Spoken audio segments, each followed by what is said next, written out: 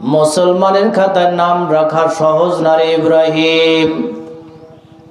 একটা পরীক্ষা আসবে রে ইব্রাহিম, এই পরীক্ষায় যদি পাশ করতে পারো।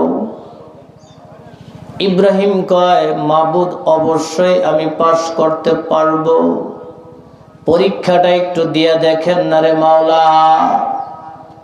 সন্তান নাই বইলা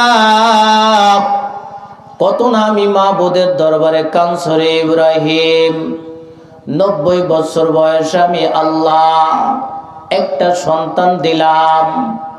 90 বছর বয়সে আমি আল্লাহ একটা সন্তান দিলাম।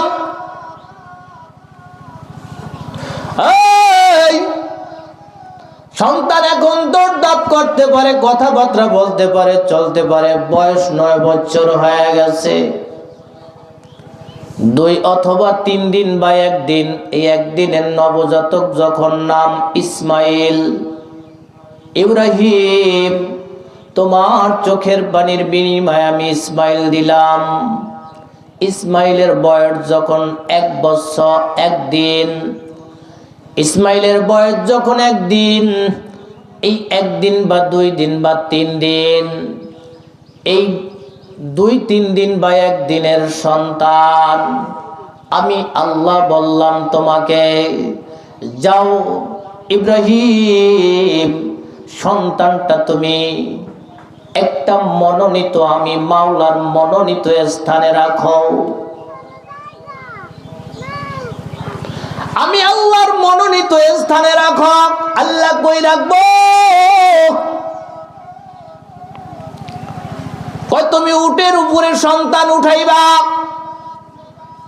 তোমার স্ত্রীকে উঠাইবা। ঠিক উট যেই জায়গায় বসে পড়বে, ওই জায়গায় তুমি তোমার সন্তান এবং স্ত্রীকে রাইখা আসবা। ঠিক আছে মাওলা। স্ত্রীকে ডাক দিয়া বলে, প্রাণের স্ত্রী আমার, দেরি করো না, তাড়াতাড়ি গুছায়া লাও। ও আল্লাহর খলিল ইব্রাহিম, জান্নাতি পয়গাম্বার, আমি আবার কি গুছায়া লইব?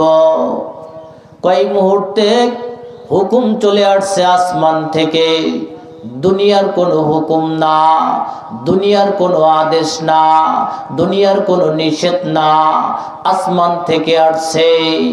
এই আসমানওয়ালা হুকুম করছে, কোথায় যাব কোথায় করব তাও জানা নাই। তুমি তাড়াতাড়ি তোমার সন্তান নিয়ে বের হও। হাজেরা